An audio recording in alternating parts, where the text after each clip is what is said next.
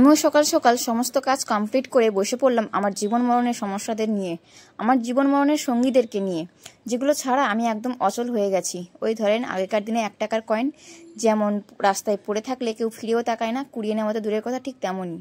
Hello hi everyone, কে কেমন আছেন অবশ্যই জানাবেন, এবং কে কোথা থেকে আমার এই ভিডিওটা দেখছেন অবশ্যই কমেন্ট বক্সে জানিয়ে যেতে ভুলবেন না। কিন্তু প্রথমে যে ট্যাবলেটটা খেলাম সেটা ছিল ক্যালসিয়াম। আর সত্যি কথা বলতে আমার ওষুধের প্রতি ভীষণ অ্যালার্জি।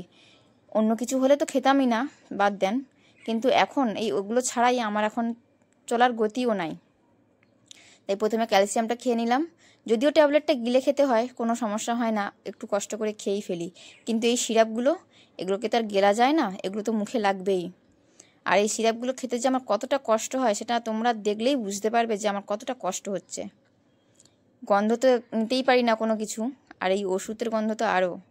যাই হোক, অনেক কষ্ট করে ওষুধপত্রগুলো আমি খেয়ে ফেলি, আর খাবার সঙ্গে সঙ্গে আমাকে কিছু খেতে লাগে। তার জন্য আমি সমস্ত কিছু জিনিস রেডি করে বসে পড়ি যে ওষুধটা খাওয়ার সঙ্গে সঙ্গে আমাকে কিছু না কিছু মুখে দিতেই লাগবে। আচ্ছা বলো তো বন্ধুরা, আমি এখন ভয়েস দেওয়ার সময় আমার বাম ভ্রুটা কাঁপতেছে, কাঁপলে কি হয় একটু কমেন্ট বক্সে জানিয়ে যাবেন। আমার এক বান্ধবী আমাকে বলেছিল যে আমি নাকি খুব বোকা, কারণ আমি নিজের কানেও শুনেছি, অনেক ভিডিও দেখেছি যে কিরে বন্ধু কেন হঠাৎ বিয়ে করলি, না কোনো কন্টেন্ট নাই, কি করব, এবারে বিয়ে করে ফেললাম, বিয়ের ভিডিও দেব, বউয়ের সাথে মারামারি, বউয়ের সাথে খুনসুটি, বউয়ের সাথে ভালোবাসা, এগুলো শেয়ার করব, মানে বিয়ে করেছি মানে একটা কন্টেন্ট এসে গেছে। তারপরে যখন বিয়ের পর সমস্ত কন্টেন্ট ফুরিয়ে যায় তখন কি হয় না, বাচ্চার একটা থাকে, তখন প্রেগনেন্সি নিয়ে কন্টেন্ট হয়ে যায়। আর আমার কাছে নাকি এত কন্টেন্ট থাকা সত্ত্বেও আমি কোনো কন্টেন্ট দিচ্ছি না, আমি কোনো ভিডিও আপলোড করছি না। এটাই হলো আমার বান্ধবীর প্রশ্ন আমার কাছে।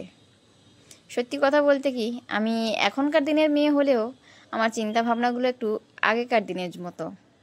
তার জন্য হয়তো আমার কাছে কন্টেন্ট থাকা সত্ত্বেও আমি কন্টেন্ট দিয়ে উঠতে পারছি না।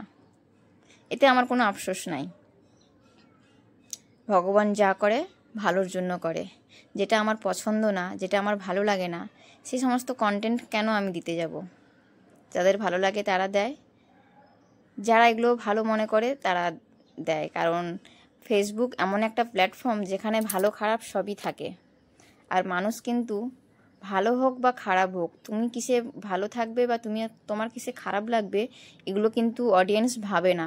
তারা ভাবে একটা ভিডিও দেখেছি, দুমদাম কমেন্ট বক্সে কমেন্ট করে গেলেই হয়ে গেল। কিন্তু এই সময়টা আমাদেরকে একটু হাসি খুশি থাকতে হয়, আমাদেরকে একটু ভালো থাকতে হয়। তাই অন্যের কমেন্ট দেখে নিজের তখন দুশ্চিন্তা বাড়িয়ে নিজের শরীরে অসুস্থ করে কোনো লাভ নাই। তার জন্য আমি ঠিক করেছি না, আমি তার জন্য ভেবেছি যে এমনি টুকিটাকি ভিডিও দেব, কিন্তু যেই কন্টেন্ট আমার কাছে রয়েছে সেই সব কন্টেন্ট আমি তোমাদের সাথে শেয়ার করব না।